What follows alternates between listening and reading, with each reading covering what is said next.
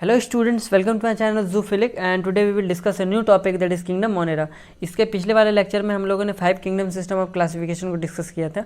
तो आज हम लोग किंगडम मोनेरा के बारे में डिस्कस करने जा रहे हैं। तो किंगडम मोनेरा में वैसे ऑर्गेनिज्म आते हैं जो मोस्ट एंशियंट होते हैं, मतलब बहुत पुराने होते हैं, जो मोस्ट प्रिमिटिव होते हैं, मतलब बहुत बेसिक सा स्ट्रक्चर होता है, उतना एडवांस नहीं होता है, मतलब प्रिमिटिव टाइप का ऑर्गेनिज्म होता है। और स्मॉलेस्ट होता है, क्योंकि ये यूनिसेलुलर होते हैं, मतलब सिंगल सेल के बने होते हैं, इसीलिए ये स्मॉलेस्ट होता है। अब सिंगल सेल कितना ही बड़ा होता है, तो छोटा सा होता है, स्मॉलेस्ट होता है, सिंपलेस्ट होता है, मतलब सिंपल सा ऑर्गेनिज्म होता है, and the most plentiful prokaryotes. इसीलिए किंगडम मोनेरा को प्रोकैरियोटा के भी नाम से जाना जाता है।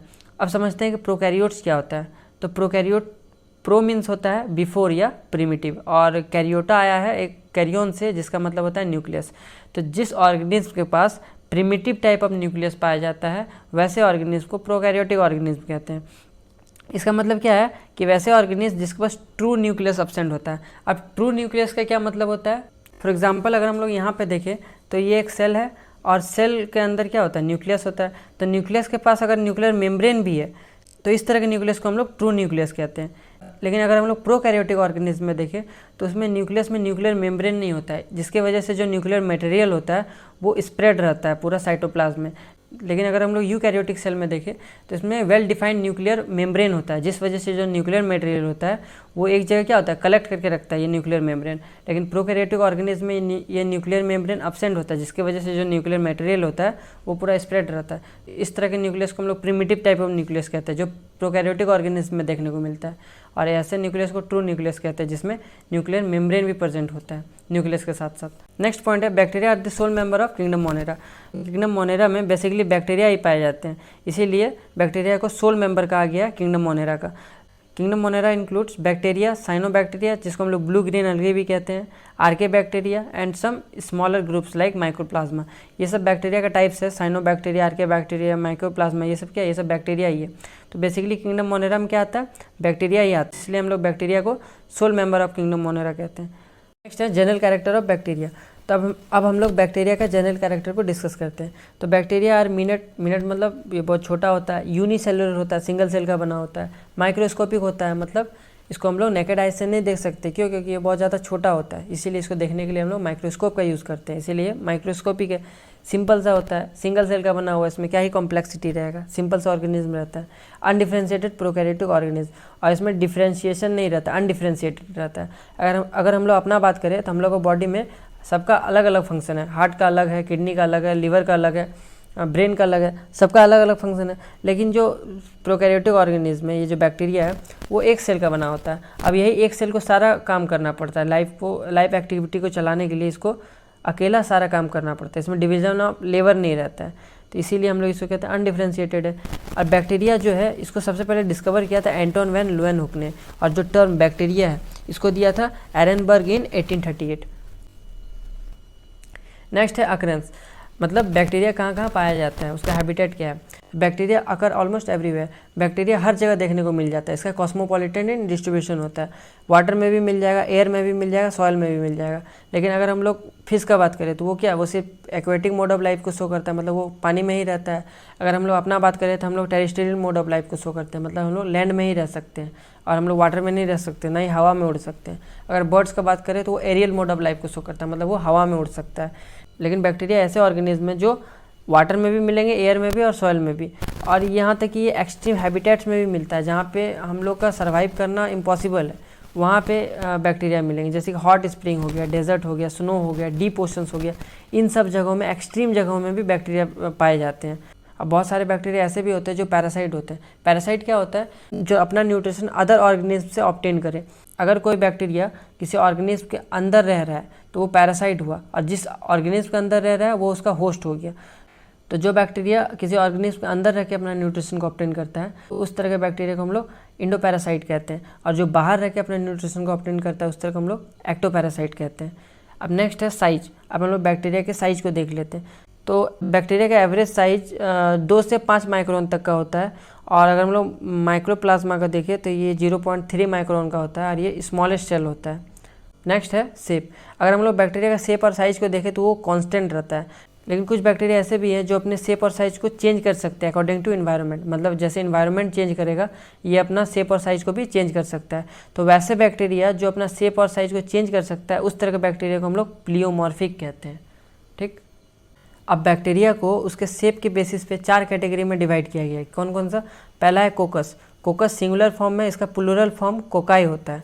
तो कोकस स्फेरिकल या ओवॉइड इन शेप होता है। जैसे कि ये देख रहे हैं, ये क्या है, सारा स्फेरिकल इन शेप है, सब गोल गोल है, सर्कुलर टाइप का है। तो ये क्या है? Spherical in shape. अगर ये सिंगली एग्जिस्ट कर रहा है तो इसको हम लोग माइक्रोकोकस कहते हैं। अगर ये पेयर में है, मतलब जोड़ा में है, तो इसको हम लोग डिप्लोकोकस कहेंगे। अगर ये टेट्राड में, टेट्राड मतलब 4, अगर ये 4 के फॉर्म में है तो इसको हम लोग टेट्राकोकस कहेंगे। अगर ये चेन के फॉर्म में है तो इसको हम लोग स्टेप्टोकोकस कहेंगे। और अगर ये सीट के फॉर्म में है तो इसको स्टेफाइलोकोकस कहेंगे। और अगर ये क्यूबिकल शेप में है तो इसको हम लोग सार्सिना कहेंगे। नेक्स्ट है बेसिलस। तो बेसिलस सिंगुलर फॉर्म में, इसका प्लूरल फॉर्म होता है बेसिलाई। तो ये स्ट्रेट रॉड शेप्ड भी हो सकता है और सिलेंड्रिकल भी हो सकता है। तो और जो इसका इंड वॉल है वो पॉइंटेड भी हो सकता है, फ्लैट भी हो सकता है और कनकेव या कन्वेक्स भी हो सकता है। कनकेव मतलब ऐसे इस टाइप का रहेगा इसका एंड, या फिर और कन्वेक्स मतलब इस टाइप का रहेगा, या फिर फ्लैट रह सकता है या फिर पॉइंटेड रह सकता है। तो इन सब फॉर्म में बैक्टीरिया देखने को मिल सकते हैं। अगर ये सिंगली एग्जिस्ट कर रहा है तो इसको हम लोग बेसिलस कहेंगे। अगर ये पेयर में मतलब जोड़ा में है तो इसको डिप्लोकोकस कहेंगे। और अगर ये स्टॉक में है तो इसको पैलिसेड बेसिलस कहेंगे। और अगर ये चेन के फॉर्म में है तो इसको स्टेप्टो बेसिलस कहेंगे। नेक्स्ट है स्पाइरेलम। स्पाइरेलम एक सिंगुलर फॉर्म है, इसका प्लूरल फॉर्म होता है स्पाइरेला। तो ये बेसिकली स्पाइरल या फिर कॉइल्ड शेप का होता है, जैसे कि कॉर्क स्क्रू होता है। जो स्क्रू होता है ना वो स्पाइरल शेप का होता है, उसी तरह ये बैक्टीरिया स्पाइरेलम भी उसी शेप का होता है। तो जो स्पाइरेलम होता है वो यूजुअली रिजिड होता है और इसके पास 2 या 2 से ज़्यादा फ्लैजला देखने को मिलेगा, या तो एक एंड में दिखेगा या फिर दोनों एंड में देखने को मिल जाएगा। तो इस तरह के बैक्टीरिया को स्पाइरेलम कहते हैं। नेक्स्ट है विब्रियम। ये सिंगुलर फॉर्म है, इसका प्लूरल फॉर्म विब्रियो होता है। ये रॉड शेप बैक्टीरिया होता है with single curve, C shaped और कोमा शेप्ड। इसमें एक सिंगल कर्व रहेगा या फिर सी शेप्ड का रहेगा। ये देख रहे हैं, ये सी शेप्ड का है, और जो इसमें या फिर कोमा शेप्ड का है। और जो इसका फ्लैजला होता है वो एक ही होता है और किसी एक पोल पे प्रेजेंट रहेगा, या तो इस साइड रहेगा या फिर इस साइड रहेगा, और एक ही फ्लैजला रहेगा, किसी एक एंड में प्रेजेंट रहेगा। इस तरह के बैक्टीरिया को विब्रियो कहते हैं। और on the basis of number and mode of attachment of flagella the bacterial forms में be divided into following types. मतलब नंबर या फिर मोड ऑफ अटैचमेंट, मतलब फ्लैजला किस तरह अटैच्ड है बैक्टीरिया से और कितना नंबर में है, उस बेसिस पे बैक्टीरिया को फॉलोइंग टाइप्स में डिवाइड किया गया। तो सबसे पहला है ए ट्राइकस। अगर ए ट्राइकस को देखिए, इसमें देखिए तो इसमें कोई फ्लैजला प्रेजेंट नहीं है, मतलब कहीं भी आपको फ्लैजला देखने को नहीं मिल रहा है। तो इसमें फ्लैजला एब्सेंट होता है, और इसका एग्जांपल क्या है? लैक्टोबैसिलस। तो जिस बैक्टीरिया में फ्लैजला एब्सेंट रहता है उस तरह के बैक्टीरिया को हम लोग ए ट्राइकस कहते हैं। नेक्स्ट है मोनोट्राइकस। मोनो मीन्स होता है 1। तो अगर हम लोग इसमें देखें तो इसमें एक ही फ्लैजला प्रेजेंट है। So single flagella attach to 1 end, मतलब कोई एक फ्लैजला किसी एक एंड में अटैच रहेगा। इसका एग्जांपल क्या है? Vibrio cholera. तो इस तरह के बैक्टीरिया को मोनोट्राइकस ऑफ बैक्टीरिया कहते हैं, जिसमें सिंगल फ्लैजला देखने को मिलता है किसी एक एंड में। थर्ड है सिफेलोट्राइकस। सिफेलोट्राइकस में क्या है कि many flagella attach to 1 end, मतलब किसी एक एंड में बहुत सारा फ्लैजला अटैच देखने को मिलेगा। तो इस तरह का बैक्टीरिया को सिफेलोट्राइकस कहते हैं। इसका एग्जांपल है सूडोमोनास फ्लोरेसेंस। फोर्थ है amphitrichous. So single flagella attached at each of the 2 ends, मतलब दोनों एंड में एक एक सिंगल फ्लैजला देखने को मिलेगा। मतलब इसमें भी एक फ्लैजला अटैच है, इस साइड भी एक फ्लैजला अटैच है, मतलब दोनों साइड में एक एक फ्लैजला देखने को मिल जाता है। तो इस तरह के बैक्टीरिया को हम लोग एम्फीट्राइकस कहते हैं, जिसका एग्जांपल है नाइट्रोसोमोनास। फिफ्थ है lophotrichous. So a group of flagella attached at each of the 2 ends.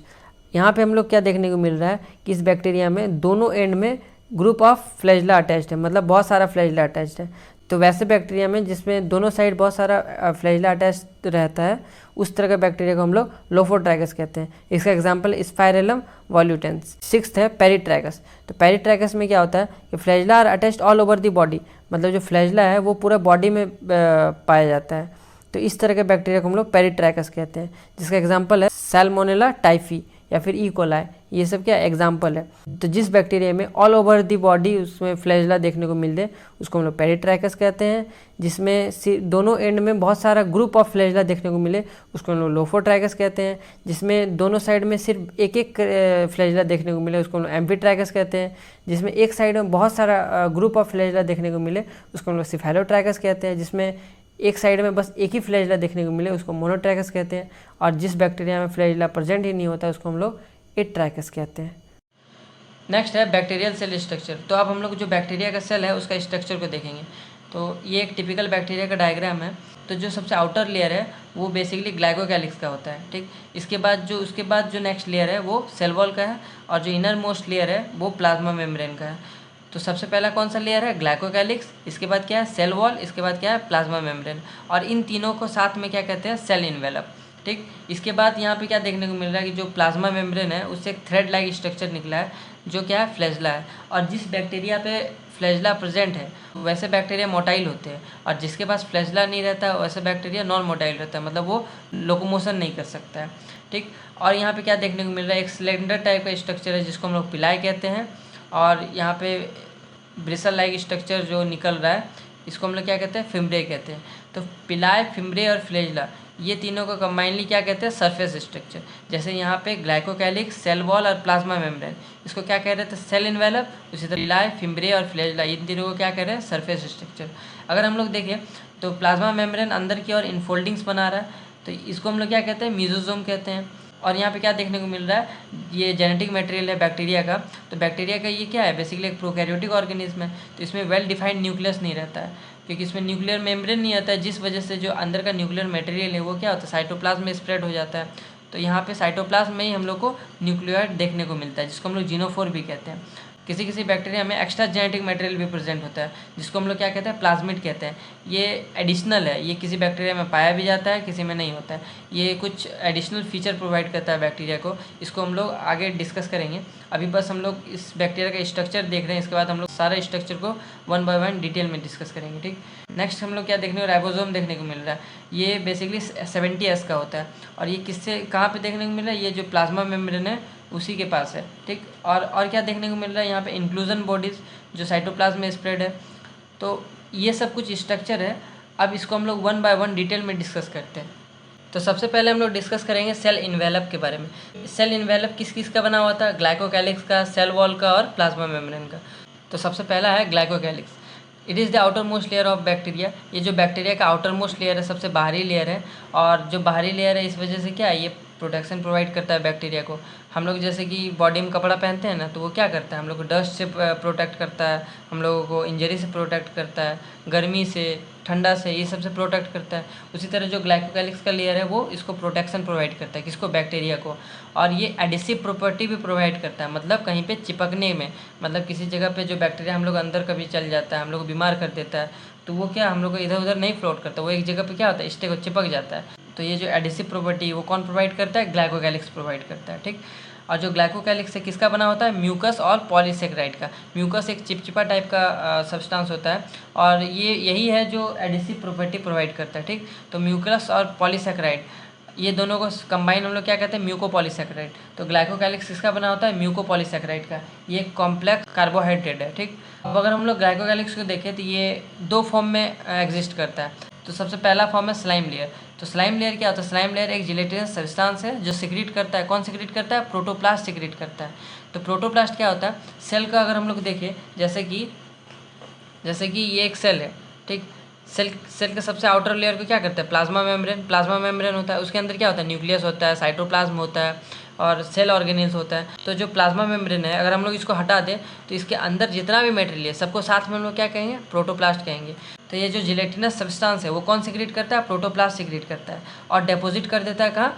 Cell wall पे। सेल वॉल के बाहर डिपॉजिट कर देता है, और एक लूज शीट का फॉर्मेशन करता है, मतलब एक पतला सा परत का फॉर्मेशन करता है जो बेसिकली लूज रहता है, जिसको हम लोग क्या कहते हैं? स्लाइम लेयर कहते हैं, ठीक। जैसे कि हम लोग 3 लेयर देखे थे ना, तो बैक्टीरिया का सबसे आउटर लेयर क्या था? ग्लाइकोकैलिक्स था। उसके इनसाइड क्या था? उसके अंदर वाला लेयर का क्या नाम था? उसको हम लोग सेल वॉल बोल रहे थे, ठीक। इसके अंदर का लेयर का क्या था? प्लाज्मा मेम्ब्रेन था, ठीक। तो और ये तीनों को हम लोग क्या कह रहे थे? सेल इन्वेलप कह रहे थे। इसको सेल इन्वेलप कह रहे थे हम लोग। तो ये तीनों लेयर मिलके सेल इन्वेलप बना रहा है। तो जो प्लाज्मा मेम्ब्रेन है इसके अंदर जितना भी सब्सटेंस उसको हम लोग क्या कहते हैं? प्रोटोप्लास्ट कहते हैं। तो यहाँ से सिक्रीट करता है जिलेटिनस सब्सटेंस, और कहाँ डिपॉजिट कर देता है? सेल वॉल के बाहर। सेल वॉल के बाहर डिपॉजिट करता है और एक पतला सा परत बनाता है जिसको हम लोग स्लाइम लेयर कहते हैं, ठीक। नेक्स्ट क्या है? नेक्स्ट है it protect this cell against desiccation. और स्लाइम लेयर का क्या फंक्शन होता है कि ये डेसिकेशन से बचाता है, मतलब ये प्रिवेंट करता है वाटर लॉस, मतलब सूखने नहीं देता सेल को, सेल में जो वाटर है उसको मेंटेन रखता है, मतलब उसको ड्राई नहीं होने देता है। तो ये बेसिकली प्रिवेंट करता है किससे, वाटर लॉस से। नेक्स्ट फॉर्म है कैप्सूल।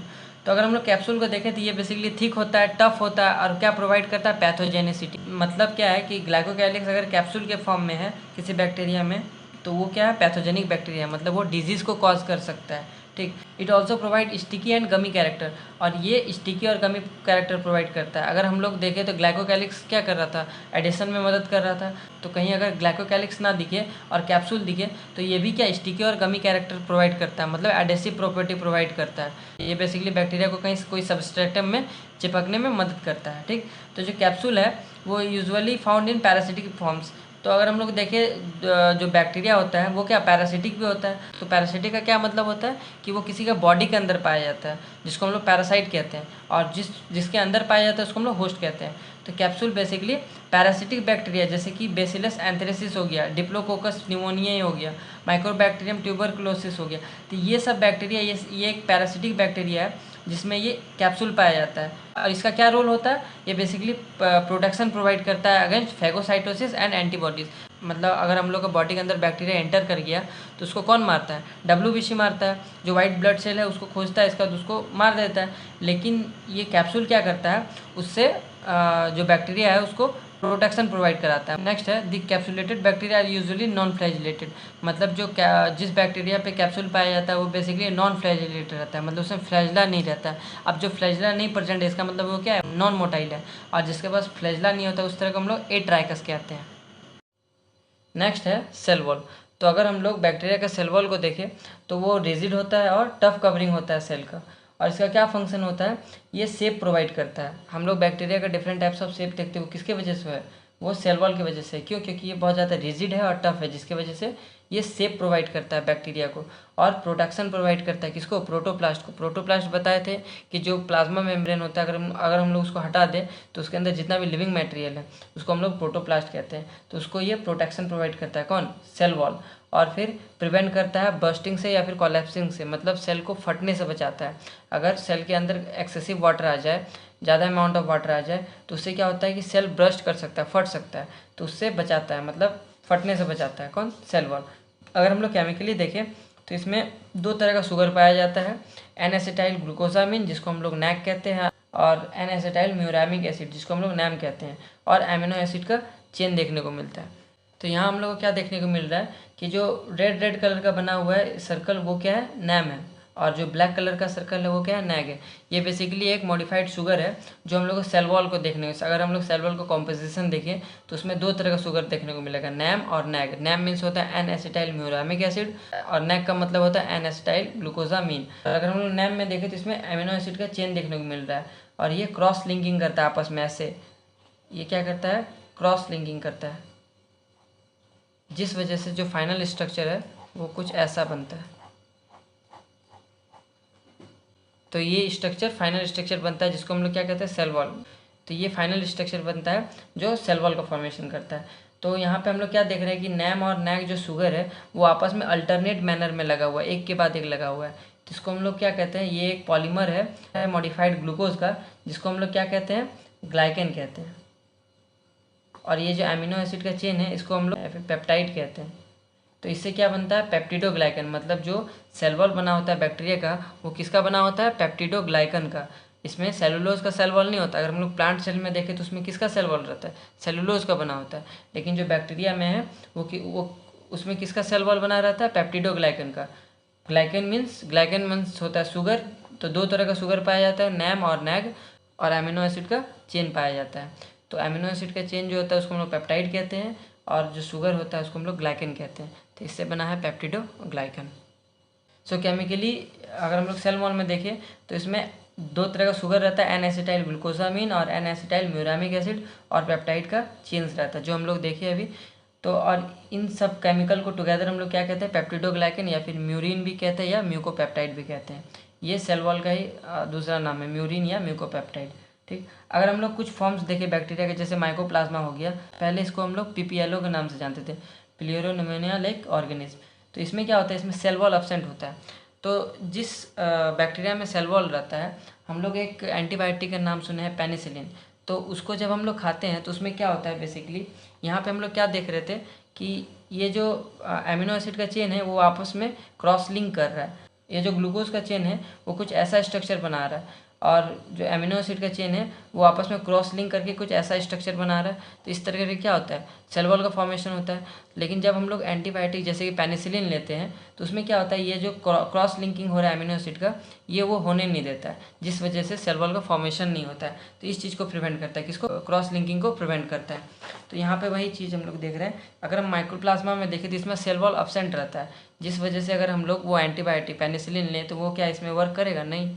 तो इसके लिए हम लोग अदर एंटीबायोटिक लेना पड़ता है। लेकिन अगर हम लोग पेनिसिलिन लेंगे तो वो क्या करता है, वो किस पे असर करेगा, किस तरह के बैक्टीरिया पर असर करेगा, जिसमें सेल वॉल पाया जाता है। तो वो क्या करेगा, वो सेल वॉल में जो क्रॉस लिंक हो रहा था एमिनो एसिड का उसको प्रिवेंट करेगा, नहीं होने देगा, जिस वजह से जो बैक्टीरिया होगा वो मर जाएगा। तो many antibiotics such as penicillin, cephalosporin prevent the formation of peptidoglycan for bacterial cell wall. तो वही बता रहे थे कि जो पेनिसिलिन होता है या फिर सिफेलोस्पायरिन, वो क्या करता है, प्रिवेंट करता है फॉर्मेशन, इसका फॉर्मेशन से, पेप्टिडोग्लाइकन का। अब अगर हम लोग देखें तो डिफरेंट बैक्टीरिया में डिफरेंट तरह का सेल इन्वेलप रहता है, इसीलिए वो डिफरेंट तरीके से रिस्पॉन्स करता है किसको, स्टेनिंग टेक्निक को। इसीलिए क्रिस्टन ग्राम जो साइंटिस्ट थे उन्होंने बैक्टीरिया को 2 ग्रुप में डिवाइड किया था। सबसे पहला था ग्राम पॉजिटिव और दूसरा था ग्राम नेगेटिव। ग्राम पॉजिटिव वाले बैक्टीरिया में वैसे बैक्टीरिया आते हैं जो स्टेन को रिटेन करके रखता है, मतलब पकड़ के रखता है। लेकिन अगर हम लोग ग्राम नेगेटिव बैक्टीरिया को देखें तो वो रिटेन को लूज़ कर देता है। तो ये स्टेन क्या होता है, इसमें हम लोग कुछ नहीं, जो बैक्टीरिया होता है उसको क्या करते हैं, उस पर कोई कलर चढ़ा देता है जिससे वो हाईलाइट हो जाता है, और हम लोग अगर उसको माइक्रोस्कोप के अंदर देखें तो उसको अच्छे से देख सकते हैं। तो बेसिकली यही काम होता है स्टेन का कि वो कलर कर देता है उसको, ठीक है। तो ग्राम पॉजिटिव जो बैक्टीरिया होते हैं वो उस कलर को रिटेन करके रखता है और ग्राम नेगेटिव बैक्टीरिया लूज़ कर देता है। अब हम लोग ग्राम स्टेनिंग जो प्रोसीजर है उसको हम लोग डिस्कस करते हैं। तो ग्राम स्टेनिंग प्रोसीजर में बेसिकली क्या करते हैं हम लोग, सबसे पहले बैक्टीरिया का स्मेयर बनाते हैं। मतलब अगर हम लोग बैक्टीरिया ले लेते हैं, जैसे कि कर्ड ले लिए, दही ले लिए, उसको हम लोग क्या करते हैं, एक ग्लास स्लाइड में रखें, इसके बाद हम लोग उसको फैला देते हैं पूरा, तो एक पतला सा परत बन जाता है, और उसी पतला सा परत को हम लोग बैक्टीरियल स्मेयर करते हैं। क्यों क्यों उस तरह करते हैं, क्योंकि अगर हम लोग बैक्टीरिया को एक ही जगह पर रख दें तो वो क्या होगा कि एक बैक्टीरिया दूसरे बैक्टीरिया के ऊपर ओवरलैप कर जाएगा, जिससे हम लोगों को माइक्रोस्कोप में कुछ क्लियर नहीं दिखेगा। इसी वजह से हम लोग बैक्टीरियल स्मेयर बनाते हैं। उसमें हम लोग बैक्टीरिया को लेते हैं और उसको अच्छे से फैला देते हैं, जिस वजह से उसमें पतला सा परत बन जाता है, जिसको हम लोग बैक्टीरियल स्मेयर कहते हैं। बैक्टीरियल स्मेयर बनाने के बाद उसको फिर ड्राई होने देते हैं एयर में। इसके बाद हम लोग स्टेन करते हैं, किससे, क्रिस्टल वॉयलेट से या जेंसन वॉयलेट से। इसके बाद स्टेन करने के बाद जो एक्सेस स्टेन है उसको फिर हम लोग वॉश कर देते हैं, और फिर वापस से उसको स्टेन करते हैं, किससे, मॉर्डेंट से। यहाँ पे मॉर्डेंट क्या है, आयोडीन। तो इससे क्या होता है कि जो क्रिस्टल वॉयलेट जो कलर है वो अच्छे से उसमें फिक्स हो जाता है, उसमें अच्छे से धस जाता है, जिससे वो हाईलाइट हो जाता है बैक्टीरिया, मतलब क्रिस्टल वॉयलेट कलर चढ़ जाता है उससे। इसके बाद हम लोग उसको वॉश करते हैं, किससे, अल्कोहल या एसीटोन से। तो ये सब करने के बाद जब क्रिस्टन ग्राम ने बैक्टीरियल स्लाइड को माइक्रोस्कोप के अंदर देखा तो एक ग्रुप ऑफ बैक्टीरिया ऐसे थे जो क्रिस्टल वॉयलेट अपीयर कर रहे थे, मतलब वो क्रिस्टल वॉयलेट कलर का दिख रहा था, जिसको उन्होंने ग्राम पॉजिटिव बैक्टीरिया कहा। और एक ग्रुप ऑफ बैक्टीरिया ऐसे थे जो कलरलेस थे। तो वापस से उन्होंने उसको सैफरन के साथ स्टेन किया। जिसके बाद जब उन्होंने उस पर्टिकुलर स्लाइड को माइक्रोस्कोप के अंदर देखा तो वो पिंक कलर का अपीयर कर रहा था, इसीलिए उन्होंने उसको ग्राम नेगेटिव बैक्टीरिया कहा।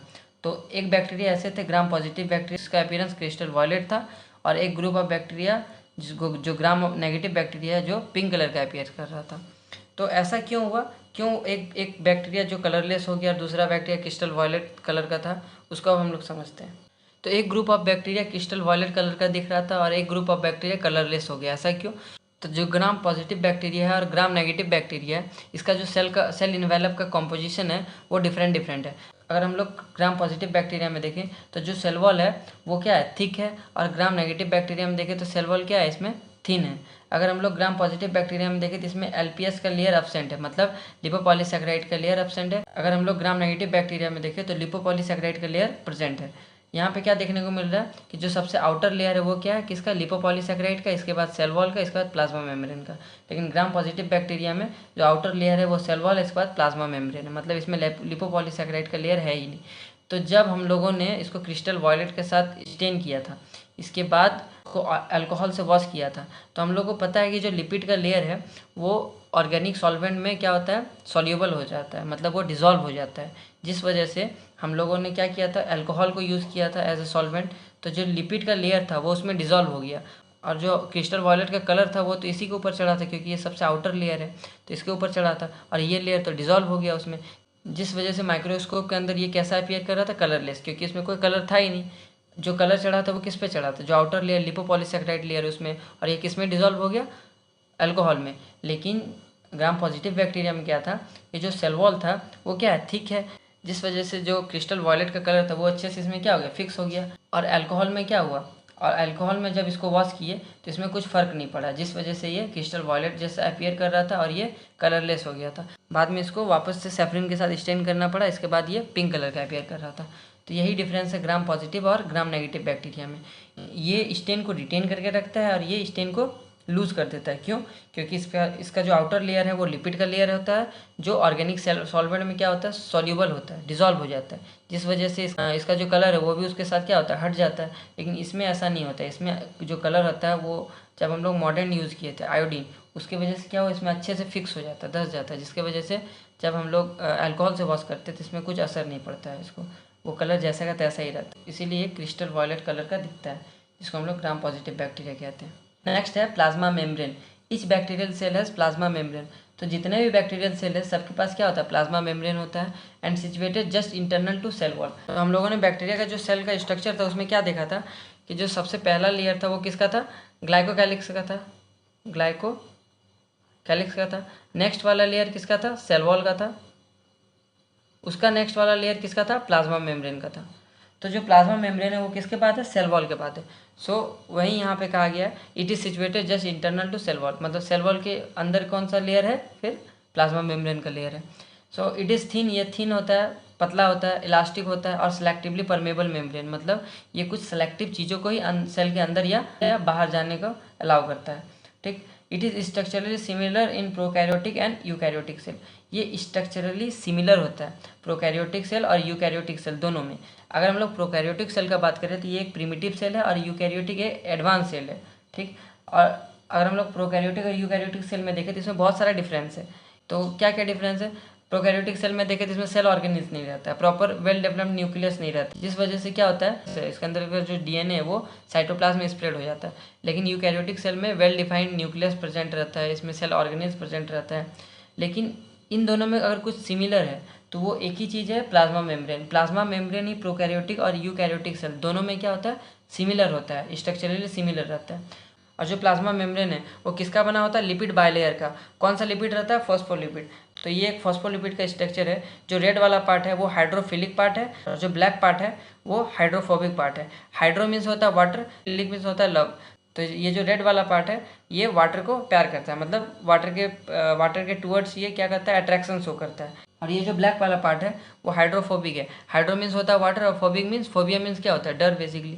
तो ये जो ब्लैक वाला पार्ट है ये क्या होता है, वाटर रेजिस्टेंस है, मतलब ये वाटर से दूर भागता है। तो ये जो फॉस्फोलिपिड है ये बाइलेयर, मतलब दो लेयर के फॉर्म में एग्जिस्ट करता है, और ये क्या करता है, प्लाज्मा मेम्ब्रेन का फॉर्मेशन करता है।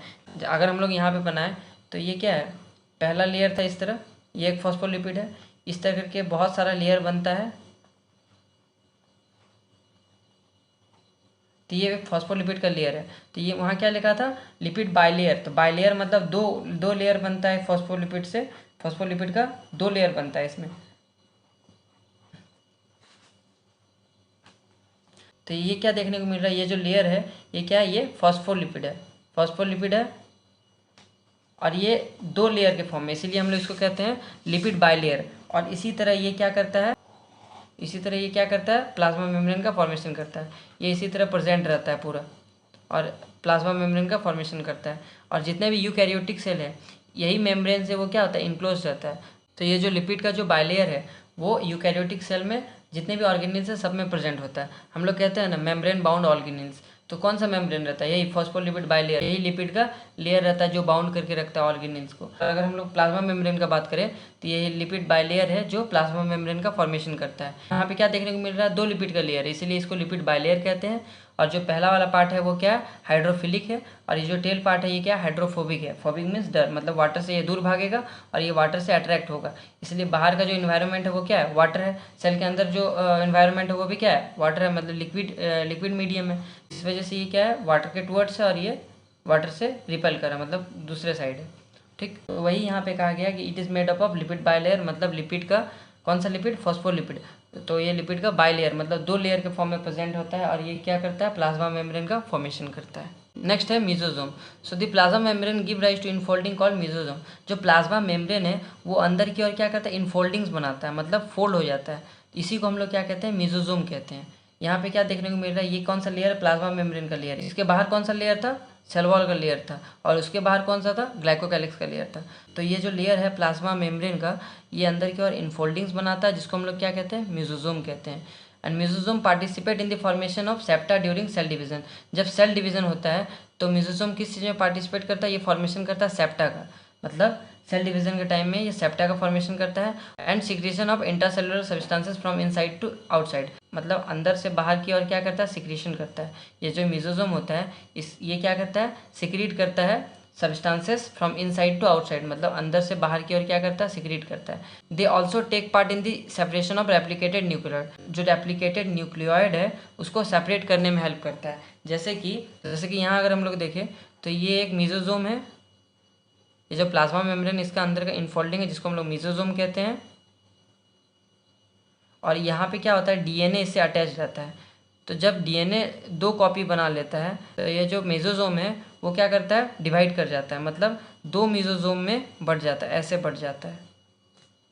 और ये जो डीएनए है वो भी क्या होता है, डिवाइड हो जाता है। तो इस तरह ये क्या करता है, जो डीएनए है उसको सेपरेट करने में हेल्प करता है। So they also take part in the separation of replicated nucleoid, मतलब जो रेप्लिकेटेड न्यूक्लियोइड है डीएनए है उसको सेपरेट करता है कौन, मेसोजोम।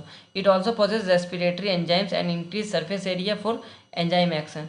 और इसका क्या काम आता है कि इसमें रेस्पिरेटरी एंजाइम्स पाए जाते हैं। अगर हम लोग यूकैरियोटिक सेल का बात करें तो उसमें बहुत सारा सेल ऑर्गेनिल्स रहता है, जैसे कि माइटोकॉन्ड्रिया रहता है। तो माइटोकॉन्ड्रिया का क्या फंक्शन होता है, वो रेस्पिरेशन में हेल्प करता है। लेकिन ये क्या है, ये प्रोकैरियोटिक ऑर्गेनिज्म है जिसमें सेल ऑर्गेनिल्स अब्सेंट होता है, जिस वजह से जो सेल मेम्ब्रेन है उसमें रेस्पिरेटरी एंजाइम्स रहता है ताकि वो रेस्पिरेशन कर सके। इसको भी तो एनर्जी का ज़रूरत है, तो ये कहाँ से रेस्पिरेशन करेगा, तो इसके प्लाज्मा मेम्ब्रेन में जो मेसोजोम इनफोल्डिंग्स है उसमें क्या होता है, रेस्पिरेटरी एंजाइम्स प्रेजेंट रहता है जिससे वो रेस्पिरेशन करता है। और इसका और एक काम क्या है कि ये इंक्रीज़ करता है सरफेस एरिया। हम लोग के बॉडी के अंदर जो एलिमेंट्री कनाल है, जो स्मॉल इंटेस्टाइन, उसमें क्या विलाय देखने को मिलता है। तो ये क्या है, अंदर की ओर इनफोल्डिंग है, तो वो क्यों होता है, वो सरफेस एरिया को बढ़ाता है ताकि अच्छे से एब्जॉर्ब कर सके। उसी तरह मेसोजोम जो है वो क्या करता है, सरफेस एरिया को बढ़ाता है, अंदर की ओर इनफोल्डिंग। तो जो मेसोजोम है उसका शेप के अकॉर्डिंग इसका नाम भी अलग अलग है। तो अगर हम लोग इसको देखें तो इसको वेसिकल कहते हैं। अगर इसका जो बेस ब्रॉड रहता है, चौड़ा रहता है, तो उसको हम लोग क्या कहते हैं, लैमेला कहते हैं। और अगर ये 2 के फोल्डिंग्स में है तो इसको हम लोग टिब्यूल कहते हैं। तो जिस तरह का मेसोजोम का फोल्डिंग है उस बेसिस पे इसका नेम भी अलग अलग है। अगर हम लोग लास्ट पॉइंट में देखें तो it also help in cell wall formation, मतलब ये सेल वॉल फॉर्मेशन में भी हेल्प करता है कौन, मेसोजोम। मतलब ये इनसाइड से आउटसाइड क्या करता है, सिक्रीट करता है सब्सटेंसेस को और सेल वॉल का फॉर्मेशन करता है। नेक्स्ट है flagella. So these are long thread like structure concern with the motility of some bacterial cell. तो जो फ्लैजेला होता है वो लॉन्ग होता है, थ्रेड लाइक स्ट्रक्चर होता है, और इसका बेसिकली क्या फंक्शन होता है, ये जिस भी बैक्टीरिया पे प्रेजेंट रहता है वो बैक्टीरिया क्या करता है, मूव कर सकता है, मतलब वो ये मोटिलिटी में हेल्प करता है। तो जिस बैक्टीरिया के पास फ्लैजेला प्रेजेंट है वो बैक्टीरिया क्या होता है, मोटाइल होता है, मतलब वो मूव कर सकता है। और जिसके पास फ्लैजेला एब्सेंट है वो मोटाइल नहीं है, मतलब वो मूव नहीं कर सकता है। Flagellum is made up of flagellin protein. जो फ्लैजेला है वो किस प्रोटीन का बना होता है, फ्लैजलिन प्रोटीन का, ठीक। And arrange helically along the axis, और हेलिकली अरेंज रहता है। It consist of 2 main parts, इसमें 2 मेन पार्ट्स रहता है, कौन कौन सा, एक होता है बेसल बॉडी और एक होता है फिलामेंट। और फर्दर बेसल बॉडी 2 रीजन में डिवाइडेड रहता है। पहला होता है सेप्ट और हुक, मतलब जो फ्लैजेला रहता है उसका 3 पार्ट रहता है, क्या कौन कौन सा, सेप्ट, हुक और फिलामेंट, जिसमें फिलामेंट जो है वो सबसे लॉन्गेस्ट पोर्शन रहता है और यही सेल सरफेस के बाहर क्या होता है, एक्सटेंड रहता है। There are no flagella in blue green algae, mycoplasma and coccus. अगर हम लोग ब्लू ग्रीन एल्गी का बात करें जिसको हम लोग साइनोबैक्टीरिया कहते हैं, और माइकोप्लाज्मा जो स्मॉलेस्ट सेल है ये भी एक तरह का बैक्टीरिया है, और कोकस, ये सब में क्या होता है, फ्लैजेला देखने को नहीं मिलता है, मतलब ये नॉन मोटाइल होते हैं। नेक्स्ट है pili. So many bacteria bear short tubular non motile processes termed pili on the surface. तो बहुत सारे बैक्टीरिया ऐसे होते हैं जिसमें पिलाई देखने को मिलता है, और ये शॉर्ट होता है, मतलब छोटा होता है, ट्यूबुलर होता है, ट्यूब के आकार का होता है, और नॉन मोटाइल प्रोसेस, मतलब पिलाई का मतलब ये नहीं जिस बैक्टीरिया में प्रेजेंट है वो मोटाइल ही होगा। मोटाइल तब होता है जब उसमें फ्लैजेला प्रेजेंट होता है। So non motile processes termed pili on the surface, मतलब ये सरफेस स्ट्रक्चर है, ठीक, सरफेस में देखने को मिलता है।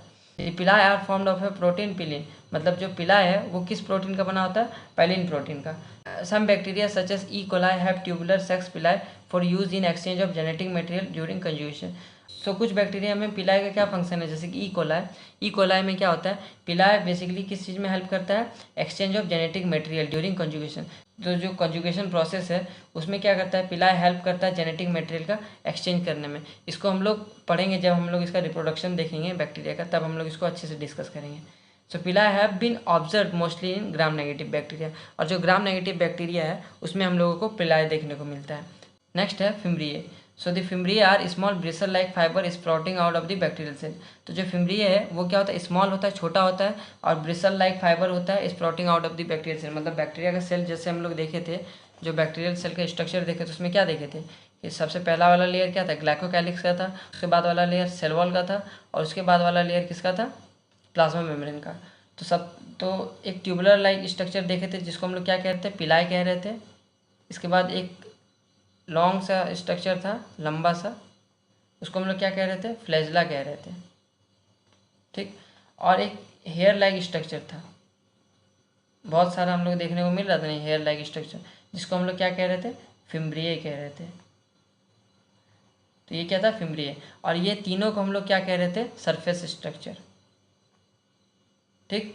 तो पिलाई हम लोग देख लिए जो ट्यूबुलर स्ट्रक्चर होता है, फ्लैजिला के बारे में देख लिए, और फिम्ब्रिए जो होता है ये क्या होता है, ब्रिसल लाइक स्ट्रक्चर होता है जो स्प्राउटिंग ऑफ द सेल, मतलब सेल के बाहर हम लोग को जो देखने को मिलता है बहुत सारा, ठीक। और इसका क्या फंक्शन है, it has been the attachment of the bacterial cell into the solid surface. मतलब ये जो बैक्टीरिया का सेल है उसको किसी सॉलिड सरफेस, मतलब कोई सबस्ट्रेटम में अटैच होने में हेल्प करता है। अगर बैक्टीरिया हम लोग के बॉडी के अंदर है तो वो क्या करता है, हम लोग को बॉडी का टिश्यू से अटैचमेंट होने में मदद करता है। कौन, फिम्ब्रिए। इसको मदद करता है बैक्टीरिया को, जैसे रॉक्स इन स्ट्रीम हो गया, as well as the host tissue. Next है genetic material. So the true nucleus with nuclear membrane is absent in bacterial cell. अगर हम लोग बैक्टीरियल सेल में देखें तो ट्रू न्यूक्लियस उसमें एब्सेंट रहता है, मतलब उसमें न्यूक्लियर मेम्ब्रेन एब्सेंट रहता है। जैसे कि अगर हम लोग यूकैरियोटिक सेल में क्या देखने को मिलता है, जैसे कि ये एक यूकैरियोटिक सेल है, इसके अंदर क्या होता है, न्यूक्लियस रहता है, और न्यूक्लियस में क्या होता है, न्यूक्लियर मेम्ब्रेन प्रेजेंट रहता है। इस वजह से जो डीएनए है इसका ये क्या होता है, न्यूक्लियस के अंदर रहता है। लेकिन अगर हम लोग प्रोकैरियोटिक सेल में देखें उसमें क्या होता है, न्यूक्लियर मेम्ब्रेन एब्सेंट रहता है। तो अंदर का जो जेनेटिक मटेरियल रहता है वो क्या होता है, वो स्प्रेड हो जाता है पूरा साइटोप्लाज्म में। तो इसमें क्या होता है, जो यूकैरियोटिक सेल में क्या होता है, ट्रू न्यूक्लियस देखने को मिलता है, मतलब न्यूक्लियर मेम्ब्रेन प्रेजेंट रहता है। लेकिन जो प्रोकैरियोटिक सेल होता है उसमें क्या होता है, ट्रू न्यूक्लियस एब्सेंट रहता है, न्यूक्लियर मेम्ब्रेन एब्सेंट रहता है, ठीक। ये किस में देखने को मिलता है, बैक्टीरियल सेल में, मतलब प्रोकैरियोटिक सेल। बैक्टीरियल सेल क्या होता है, बेसिकली प्रोकैरियोटिक सेल होता है। The naked genetic material lies compactly coiled up in A reason called nuclear. तो जो जेनेटिक मटेरियल जो हम लोग प्रोकैरियोटिक सेल में देखने को मिलता है उसको क्या बोलते हैं हम लोग, न्यूक्लियोइड कहते हैं। मतलब जो जेनेटिक मटेरियल रहता है वो एक जगह पे कॉम्पैक्टली अरेंज रहता है, मतलब कॉम्पैक्टली कॉइल्ड रहता है, और उस रीजन को हम लोग क्या कहते हैं, न्यूक्लियोइड कहते हैं। तो जो बैक्टीरिया होता है उसमें क्या प्रेजेंट रहता है, न्यूक्लियोइड प्रेजेंट रहता है एज ए जेनेटिक मटेरियल। और जो जेनेटिक मटेरियल होता है प्रोकैरियोटिक सेल का, मतलब बैक्टीरियल सेल का, वो क्या सर्कुलर होता है, हेलिकल होता है, और double standard DNA molecule with no friends. इसका क्या मतलब होता है, जैसे कि अगर हम लोग यूकैरियोटिक सेल का बात करें तो उसमें जो डीएनए प्रेजेंट रहता है वो कैसे होता है, वो लीनियर होता है और डबल स्टैंडर्ड होता है। वो क्या होता है, लीनियर होता है और डबल स्टैंडर्ड, मतलब कुछ ऐसा होता है, मतलब सीधा होता है। तो ये क्या है, ये लीनियर है और क्या है, डबल स्टैंडर्ड है। डबल स्टैंडर्ड डीएनए ये किसका है, ये यूकैरियोटिक सेल है। अगर हम लोग प्रोकैरियोटिक सेल का बात करें, बैक्टीरियल सेल का बात करें, तो उसमें जो डीएनए रहता है वो कैसा होता है, वो डबल स्टैंडर्ड होता है, लेकिन क्या होता है, वो सर्कुलर प्रेजेंट होता है, मतलब कुछ ऐसा होता है, कुछ इस तरह से प्रेजेंट रहता है। मतलब क्या होता है, इसमें ये सर्कुलर है। ये किसका डीएनए है, ये प्रोकैरियोटिक सेल का डीएनए है। तो ये क्या देखने को मिल रहा है, ये क्या सर्कुलर है और डबल स्टैंडर्ड, ये भी डबल स्टैंडर्ड है और सर्कुलर है, और इसमें कोई फ्री एंड नहीं है। जैसे कि ये क्या है, ये आपस में जुड़ा हुआ है, ये सर्कुलर है। लेकिन अगर हम लोग यूकैरियोटिक सेल का डीएनए की बात करें तो ये क्या है, ये लीनियर है और डबल स्टैंडर्ड है, प्लस इसका क्या है, फ्री एंड है, मतलब ये जुड़ा हुआ नहीं है। तो ये डिफरेंस है प्रोकैरियोटिक सेल का डीएनए में और यूकैरियोटिक सेल का डीएनए में। नेक्स्ट है, unlike eukaryotes there are no histones in the nuclear material. मतलब जो प्रोकैरियोटिक सेल है, जो बैक्टीरियल सेल है, उसमें क्या होता है, हिस्टोन प्रोटीन एब्सेंट होता है। हिस्टोन प्रोटीन का क्या काम होता है, जैसे कि अगर हम लोग यूकैरियोटिक सेल का बात करें तो जो सेल होता है उसका क्या होता है, फिक्स साइज होता है। उसके अंदर क्या होता है, न्यूक्लियस होता है। न्यूक्लियस के अंदर क्या होता है, डीएनए होता है। तो जो डीएनए है वो काफ़ी लंबा होता है, ठीक। उसको इतना छोटा सा जगह में क्या कहता है, अच्छे से पैकेज करके रखना, ये बहुत बड़ा बात है। तो इसको कौन करता है, इसको हिस्टोन प्रोटीन करता है। हिस्टोन प्रोटीन जो डीएनए है उसको अच्छे से पैकेज करके न्यूक्लियस के अंदर जो छोटा सा जगह उसमें क्या करता है, उसको मैनेज करता है। लेकिन अगर हम लोग प्रोकैरियोटिक सेल का बात करें तो उसमें हिस्टोन प्रोटीन एब्सेंट रहता है। लेकिन ऐसा नहीं है कि उसका जो डीएनए है वो पूरा बिखरा नहीं होता, इसमें भी एक तरह का प्रोटीन होता है जो उसको पैकेज करके रखता है, लेकिन इसमें हिस्टोन प्रोटीन एब्सेंट रहता है। ठीक, लाइन का यही मतलब है कि unlike eukaryotes there are no histones in the nuclear material. तो जो प्रोकैरियोटिक सेल का डीएनए है उसमें क्या होता है, हिस्टोन प्रोटीन एब्सेंट रहता है। और ये किस में देखने को मिलता है, यूकैरियोटिक सेल में देखने को मिलता है। This circular DNA is attached at a point two plasma membrane. इसका क्या मतलब है, जो डीएनए है वो किससे अटैच रहता है, प्लाज्मा मेम्ब्रेन से अटैच रहता है। कोई एक पॉइंट उसका जो रहता है वो प्लाज्मा मेम्ब्रेन से अटैच रहता है। ठीक, नेक्स्ट है plasmid. So in addition to bacterial chromosome many bacteria such as E coli have accessory ring of DNA called plasmid. मतलब जो बैक्टीरिया है उसमें क्या होता है, एडिशनल डीएनए भी प्रेजेंट रहता है जिसको हम लोग प्लाज्मिड कहते हैं। प्लाज्मिड क्या है, एडिशनल डीएनए, मतलब ये एक्स्ट्रा क्रोमोसोमल मटेरियल है। तो मेन क्रोमोसोमल मटेरियल कौन सा है, मतलब मेन डीएनए कौन सा है, वो है न्यूक्लियोइड। न्यूक्लियोइड को हम लोग कहते हैं मेन जीनोमिक डीएनए। वही है जो सारा काम करता है, मतलब वो ज़रूरी है उस सेल के लिए। और जो प्लाज्मिड है ये क्या है, एक्स्ट्रा क्रोमोसोमल डीएनए, मतलब ये रहेगा तो भी ठीक है और नहीं रहा तो भी ठीक है। अगर रहेगा तो कुछ एक्स्ट्रा फीचर प्रोवाइड करेगा और नहीं रहेगा तो भी कोई दिक्कत नहीं है। और सारे बैक्टीरिया में प्लाज्मिड प्रेजेंट नहीं होते, कुछ ही बैक्टीरिया में पाए जाते हैं। और ये क्या है, additional DNA. The plasmid DNA replicates independently. और जो प्लाज्मिड है वो इंडिपेंडेंटली रेप्लिकेट करता है। अगर हम लोग मेन जीनोमिक डीएनए का बात करें, न्यूक्लियोइड का बात करें, तो वो जब डिवाइड करेगा तो क्या होगा, सेल भी डिवाइड करेगा। लेकिन अगर हम लोग प्लाज्मिड का बात करें तो वो इंडिपेंडेंटली डिवाइड करता है। मतलब वो अभी 4 है तो वो 40 हो सकता है, 50 हो सकता है, इस तरह उसका नंबर बढ़ता जाएगा। और उसको जो मेन डीएनए है उससे उसको कोई मतलब नहीं है, ये मतलब खुद से रेप्लिकेट कर सकता है। और जो प्लाज्मिड होता है वो भी मेन डीएनए जैसा क्या होता है, सर्कुलर होता है और डबल स्टैंडर्ड रहता है। ये भी क्या होता है, सर्कुलर होता है, मतलब इसका एंड जो होता है वो क्या होता है, क्लोज रहता है। तो सर्कुलर और डबल स्टैंडर्ड डीएनए होता है। It is not present in all bacteria. और जो प्लाज्मिड है वो हर एक बैक्टीरिया में प्रेजेंट नहीं होता, कुछ ही बैक्टीरिया में प्रेजेंट रहता है। और जिस बैक्टीरिया में प्रेजेंट रहता है उसको क्या होता है, एडिशनल फीचर प्रोवाइड करता है। सो कौन कौन सा फीचर प्रोवाइड करता है, plasmid gives some special feature. तो सबसे पहला है एफ फैक्टर, जिसको हम लोग फर्टिलिटी फैक्टर कहते हैं, मतलब ये सेक्सुअल रिप्रोडक्शन में हेल्प करता है। इसको हम लोग नेक्स्ट लेक्चर में पढ़ेंगे जब इसका हम लोग रिप्रोडक्शन की बात करेंगे। कंजुगेशन के टाइम पे ये हेल्प करता है, तो इसको हम लोग नेक्स्ट लेक्चर में पढ़ेंगे। नेक्स्ट है आर फैक्टर। आर फैक्टर मतलब रेजिस्टेंट फैक्टर, मतलब जिस बैक्टीरिया पे प्लाज्मिड प्रेजेंट होगा उसमें क्या होगा, वो रेजिस्टेंट प्रोवाइड कराएगा, मतलब एक्स्ट्रा फीचर प्रोवाइड करेगा। किस चीज़ से रेजिस्टेंट प्रोवाइड कराएगा, एंटीबायोटिक से। जो हम लोग खाते हैं बैक्टीरिया को किल करने के लिए उससे रेजिस्टेंट प्रोवाइड करेगा, मतलब ये एक्स्ट्रा फीचर प्रोवाइड कर रहा है। ठीक, नेक्स्ट है निफ जीन्स, जिसको हम लोग नाइट्रोजन फिक्सिंग जीन भी कहते हैं। मतलब जिस बैक्टीरिया पे प्लाज्मिड प्रेजेंट रहेगा वो क्या करेगा, नाइट्रोजन फिक्सेशन कर सकता है, क्योंकि उसके पास निफ जीन्स प्रेजेंट है इसीलिए। नेक्स्ट है ribosome. In prokaryotes ribosome are associated with the plasma membrane of the cell. जो राइबोसोम है वो प्रोकैरियोटिक सेल में जो प्लाज्मा मेम्ब्रेन होता है उसके साथ क्या करता है, ये राइबोसोम अटैच रहता है, ठीक, एसोसिएटेड रहता है। They are about 50 nm by 20 nm in size. और ये इसका साइज क्या होता है, 15 बाई 20 का साइज होता है इसका। It is made up of 2 सब unit 50s and 30s unit which when present together form 70s prokaryotic ribosome. और जो राइबोसोम होता है उसका 2 सब यूनिट होता है। पहला जो लार्जर वन होता है उसको 50s का कहते हैं, और जो स्मॉलर वन होता है उसको 30s का कहते हैं। और अगर दोनों साथ में प्रेजेंट हो तो वो क्या होगा, 70s का राइबोसोम होगा। ठीक, ribosome are sites of protein synthesis. और इसका क्या काम है, प्रोटीन सिंथेसिस में हेल्प करता है। कौन, राइबोसोम। दे में अकर सिंगली और इन रोज कॉल्ड पॉलीसोम्स और polyribosome. The ribosome in polyribosome are held together by means of messenger RNA. इसका क्या मतलब है, मान लेते हैं ये प्रोकैरियोटिक सेल है। अब इस सेल के अंदर क्या प्रेजेंट रहता है, डीएनए प्रेजेंट रहता है। ये क्या होता है, डबल स्टैंडर्ड हेलिकली अरेंज होता है। तो इसका जो इन्फॉर्मेशन है वो किस में जाता है, एमआरएनए में। तो इसका जो इन्फॉर्मेशन है वो किस में जाता है, एमआरएनए में। अब इस एमआरएनए में राइबोसोम लग के क्या करते हैं, प्रोटीन को सिंथेसिस करते हैं। ठीक, तो इसका जो इन्फॉर्मेशन है उस इन्फॉर्मेशन को यूज़ करके जो राइबोसोम है वो क्या करता है, प्रोटीन को सिंथेसिस करता है, मतलब प्रोटीन बनाता है। तो हम लोग को क्या देखने को मिल रहा है कि जो राइबोसोम है वो एक सीरीज़ में प्रेजेंट है, जिसको हम लोग क्या कहते हैं, पॉलीसोम्स या पॉलीराइबोसोम। जिसको हम लोग क्या कहते हैं, पॉलीसोम्स या पॉलीराइबोसोम। मतलब जब राइबोसोम एक सीरीज़ में प्रेजेंट हो एक एमआरएनए में लगकर, उसको हम लोग क्या कहते हैं, पॉलीसोम या पॉलीराइबोसोम। तो इस लाइन का यही मतलब है, दे में अकर सिंगली, मतलब वो सिंगली भी प्रेजेंट रह सकता है या फिर एक रो में प्रेजेंट रह सकता है, जिसको हम लोग पॉलीजोम या पॉलीराइबोसोम कहते हैं। और जो पॉलीराइबोसोम है वो किससे हेल्ड रहता है, मैसेंजर आरएनए से। मतलब हम लोग को यहाँ क्या देखने को मिल रहा है, मतलब जो राइबोसोम है वो किस पर लगा है, एमआरएनए में, और ये क्या है, एक सीरीज में प्रेजेंट, एक रो में प्रेजेंट, जिसको हम लोग क्या कहते हैं, पॉलीजोम या पॉलीराइबोसोम। जो बड़ा वाला यूनिट है वो 50S का है और जो छोटा वाला यूनिट है वो 30S का है। So ribosomes are the only cytoplasmic organelles found in all prokaryotic cell. अगर हम लोग प्रोकैरियोटिक सेल का बात करें तो उसमें सिर्फ राइबोसोम ही एक लौता ऑर्गेनेल है जो प्रेजेंट रहता है, बाकी कोई भी ऑर्गेनेल प्रेजेंट नहीं रहता है। अगर हम लोग यूकैरियोटिक सेल में बात करें तो उसमें बहुत सारा डिफरेंट टाइप ऑफ ऑर्गेनेल्स देखने को मिलते हैं, लेकिन प्रोकैरियोटिक सेल में बस राइबोसोम ही एक ऑर्गेनेल है जो प्रेजेंट रहता है। नेक्स्ट है inclusion body. So reserve material in prokaryotic cell are stored in the cytoplasm in the form of inclusion body. मतलब अगर प्रोकैरियोटिक सेल में किसी चीज़ को स्टोर करना रहता है तो वो किस फॉर्म में स्टोर करता है, इंक्लूजन बॉडी के फॉर्म में। मतलब जो मटेरियल है वो किस फॉर्म में स्टोर रहता है, इंक्लूजन बॉडी के फॉर्म में।